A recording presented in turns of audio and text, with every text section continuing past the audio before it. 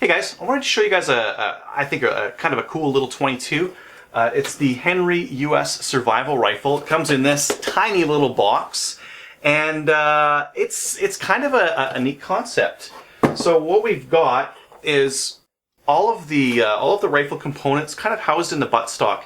This is a water-resistant buttstock, and it's got enough volume in it that it'll actually float. Now, I wouldn't expect this to float for a long time. This isn't going to be like washed out to sea and found by someone months later kind of a thing. This seal that it's got at the back here is, it isn't a real like rubber gasket, like it's going to keep all the water out kind of a seal, but it is enough to kind of keep the water from like really rushing in and sinking this thing in a minute or something like that. Just while I've got you on the stock here, we've got this kind of turny bit, and that's actually attached to a screw that's right here, and that's how it attaches to the rifle, and you can kind of see that it's offset. And there's a reason for that. The barrel's actually running the length of this thing, so they needed that little space there for the barrel. Let's crack this thing open. To open it up, we're just going to grab this butt pad here and just kind of pry up on it. There we go. I'm just going to take that and throw that to the side. And again, no gaskets or anything like that on there, so we're not looking for waterproof on it. And that's what you see out the back. We've got the receiver, we've got room for 2 mags. You can actually leave a mag in the receiver, although the rifle's only coming with 1. And we've got the barrel down here. So let's take these out one by one. I'm going to take out the receiver first. There's the receiver, and again, you can leave the mag in there. So you could have 3 mags with this thing if you really wanted to, but it just comes with 2. For these mag holders in here, I found one of them was really nice and clicky, whereas the other one was kind of loose and would rattle around in there. So this is the one that I was actually leaving in the receiver. I just wanted to show you guys that there was room for those 2 and where they went. And then we have this barrel. Just going to pull that out. Just kind of give you guys a look at what that looks like. Kind of neat, right? Kind of a neat concept. We've got all these compartments in here. It's lightweight. It's designed to displace volume so that we can float the thing, right? We've got a plastic sleeved barrel. I'll just see if I can get it to focus there. You can see how little that metal actually is, and we've just got plastic sleeving around it. A lot of the parts on this rifle are metal with a plastic or a coating on it to give it some weather resistance. Now to put it together, I'm just going to pull that other magazine out. I'm going to throw on my butt cap. You could attach the barrel to the receiver first.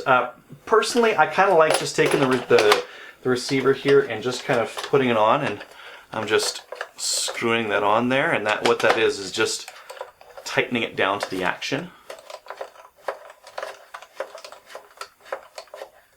I hope it's tightening down. Oh, there it goes. Yep.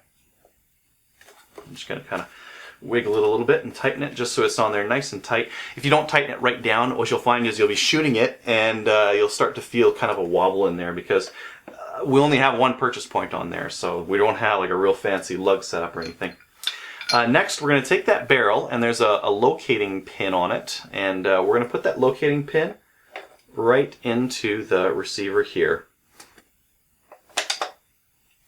Now, that's actually pushing the bolt back. So if you wish, you can use your other hand and hold back the bolt, and what that'll do is just kind of leave it loose, so it's a lot easier to screw on this nut.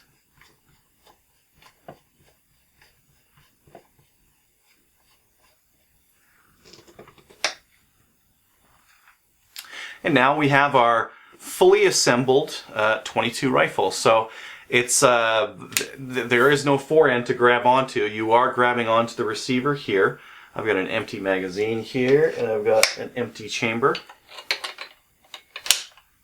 And you pretty much just grab onto the receiver here and just kind of snug up the butt to your shoulder. It is quite wide, and that's to displace enough water to make it float.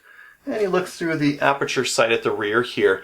This aperture sight is adjustable for elevation, and you can also switch it around to get a smaller aperture. I prefer a larger aperture. It just lets in more light, easier to use as it gets dark. The nice thing about this barrel is that it's using a nice high-vis orange plastic front sight, so that is easy to pick up and it's easy to see during the day end when it's starting to get dark. Magazines are removed by pressing in this magazine release right here. It's a little bit awkward just because it's kind of sitting in front of me. On the other side, just kind of talking operations here, we've got a safety at the back, and this is just a simple lever kind of a safety back and forth. And we've got this pull-out charging handle. This charging handle would have been nice if they would have put a detent on it or something like that. Personally, if I'm shooting it, I'd rather have it out so that it is easy to grab onto. But I understand that it does need to go in there in order to be compact enough to fit into the buttstock. Now, loading the magazines is a little bit different than some, just because it's got a couple of different things. There's this little, I don't know, springy kind of thing on here. And it did make it just a little bit more, I don't know, resistance to load it up, but nothing too shabby. These are 8-round magazines. And there we've got it one loaded up with just some dummy rounds in it. Now, because this thing doesn't have a last shot bolt hold open, you are going to be charging the handle, using the charging handle every time you reload. I'm going to be popping that new mag in, and then I'm going to be pulling out that charging handle, pulling back, checking my feed path, and then letting go. That's going to load up, and I'm ready to fire.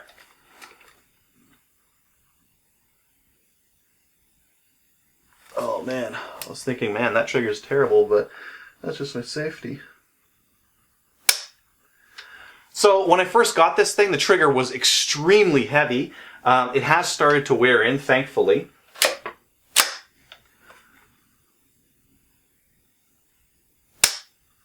And it's not bad. You know, there's not too much creep to it. There's not that much over travel afterwards. It is a little bit heavy, but not outrageously heavy. Now, reliability with this thing, I found when it was warm out, it was fine. I tried taking it out when it was minus 30 Celsius, which is, I'll annotate that with what it is in Fahrenheit. That temperature is too cold for 22s. I had out a Henry lever and a couple of other 22s, and I found that the firing pin hits just weren't happening. It was too cold for the bolts. I'm not sure if this bolt is aluminum or what it is. It's very light, so I think it might be aluminum. And maybe that combined with a steel firing pin just was causing some sort of resistance with heating up, or I don't know. But what I do know is that I was getting light primer strikes with it when it was minus 30. When it was too cold where you shouldn't be out there anyways.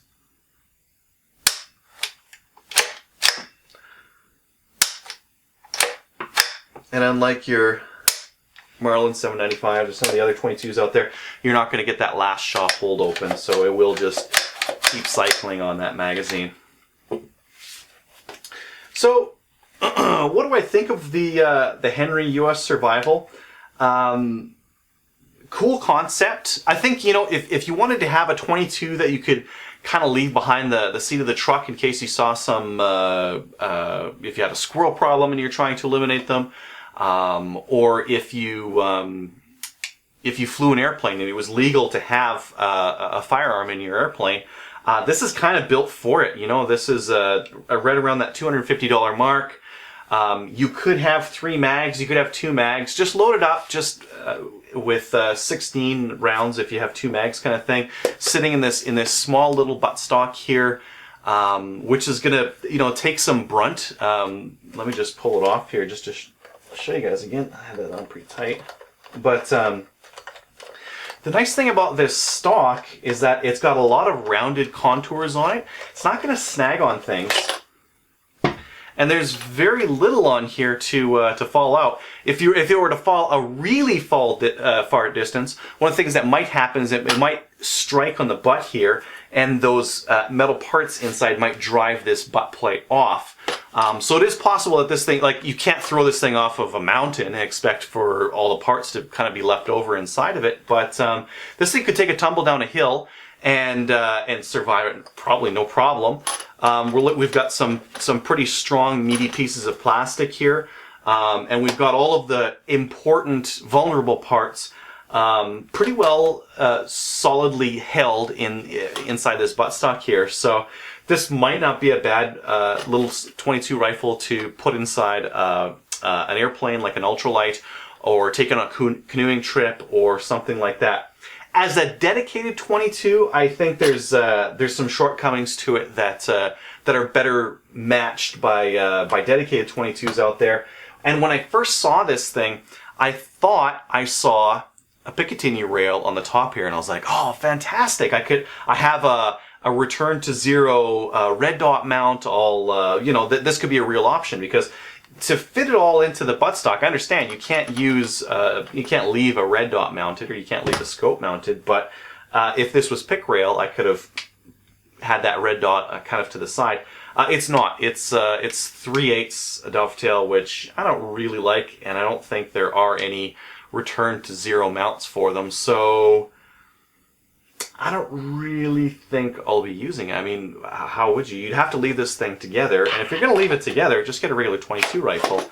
Don't get something that breaks down into the buttstock and is, floats and all this other kind of stuff, because you're not going to need it. Instead, you can get a Marlin 795, a 1022, a Remington 597, something like that. You don't need this thing. Because you're dealing with compromises. You're dealing with compromises of the design. It's offset, so it's not center line. I didn't find a huge issue out of that, but other 22s aren't like that. Yeah, and I mean the no last shot bolt hold open, the 8 round mags instead of 10. There's a lot of things that you'd get with just a regular 22 instead of one like this. So I'd only get this thing if you're looking at using it for its intended purpose, which is kind of storing it in this buttstock and keeping it just in case, because I think for that purpose, it's awesome. So you might wonder why I've got my rifle in the bathtub right now. I just wanted to show you guys that it does float. I'm just kind of got it floating in a nice cold bath here, but it isn't waterproof. So let me just crack this open here, and I can already see that it's starting to get water in some of the lower and some of the side areas here. So just keep in mind that while it will float, it's not waterproof.